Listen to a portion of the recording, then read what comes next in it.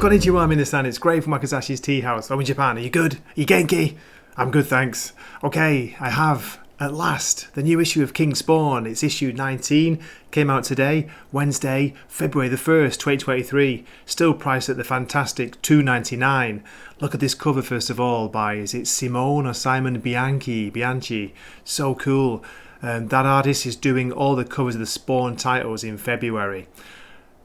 He's holding a skull there, isn't he? Alas, poor Yorick, I knew him well, it looks like. So, it's written by Sean Lewis, and it's got art by two artists this issue. It's Thomas Nachlik with the main art, and there's a bit of a flashback part of the story which is done by Von Randal. Very different styles, both of them, but I do like Thomas Nachlik's kind of gritty style. I'll show you a picture of that in a sec. Yeah, I think it really suits the title. For example, this is the opening page. I like the way he draws King Spawn. It's cool, and this weird kind of, what's the word? Like almost collage of scenes here going on. But yeah, the question is, what you want to know, is it any good? Is it worth buying? Well, I just rated it 4 out of 5 stars on Comic Book, not Roundup. What's the other one? League of Comic Geeks, which is a great website, by the way. Check it out. Yeah, it's the start of a new story arc, and I'm in. I'm in straight away. I'm in from the start. Can't wait to read the next issue. It's really good.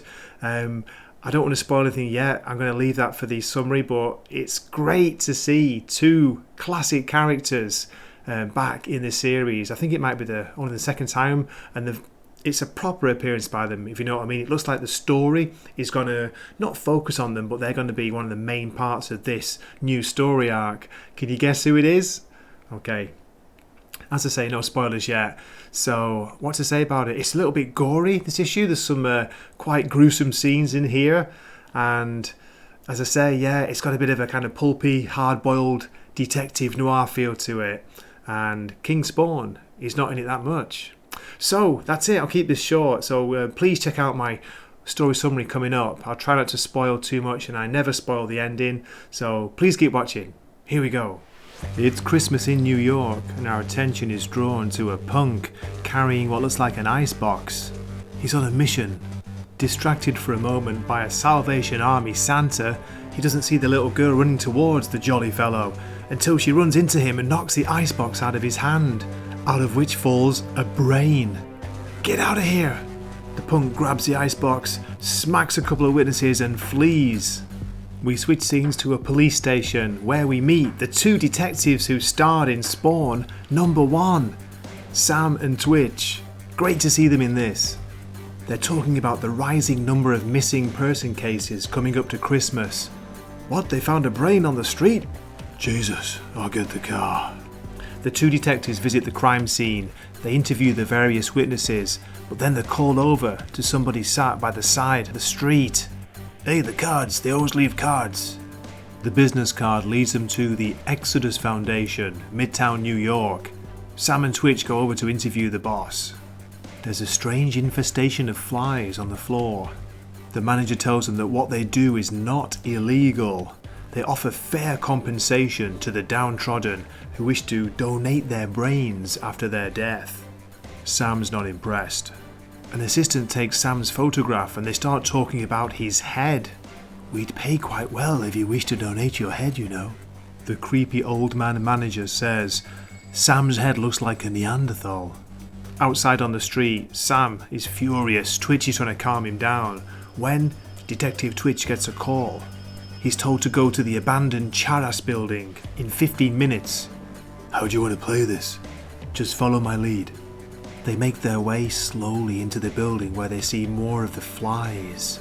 They kick down the door and inside, a dead body. It's the punk with his innards all over the floor. And another card from the Exodus Foundation. Okay, we get a change in the artist. It's Von Randal taking over from here. Flashback 24 hours earlier, the same punk. He's gone to his stash. Someone there? Then we see another flashback. The punk is remembering killing a professor, a college professor, for his brain. Better you than me. When, in the shadows, a figure, a shape, a terrifying shape. Who's doing this? The punk pulls a gun. He checks his icebox. It's empty. No brain. Then we get this great double page spread here by Von Randal. We see Spawn unleashing his chains, snapping at the Master's command. It cuts into the punk's skin. Spawn grabs the punk, rips off his arms in fury and tells him to send him a message. Spawn is back. Okay, there's a few more pages, but I'm going to end my story summary here. Okay, check these out. Over here we've got the variant cover by Javi Fernandez. Great close-up of King Spawn's head with his crown, a crown of thorns there. And look at this over here. This is a preview of the next issue, issue 20. What a crazy looking cover. It's very, what would you say, Walking Dead meets Hellraiser meets, I don't know, a very psychedelic looking zombie there. Okay, so I hope you enjoyed my review. As always, thank you so much for watching. I'd love to get a comment. If you fancy leaving a comment, that would be awesome. And I hope to see you in a future video. Okay, this is Gray from Wakazashi's Tea House, signing off for the night. Matane. Wakazashi's Tea House. Please subscribe.